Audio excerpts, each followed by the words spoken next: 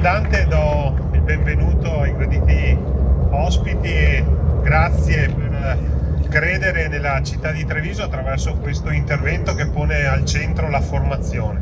Ricordo che siamo all'interno di una caserma che rappresenta un'eccellenza su scala regionale, nazionale e fa parte del modello Treviso, sottosegretario. Qui funziona tutto perché abbiamo delle forze dell'ordine e abbiamo un prefetto, il questore, il comandante dei carabinieri, guardia di finanza. Qui funziona veramente tutto, però il modello Treviso richiede davvero impegno, attenzione e formazione, e quindi siamo orgogliosi di creare questo polo didattico che si pone come obiettivo quello di formare i vigili del fuoco di tutto il Veneto.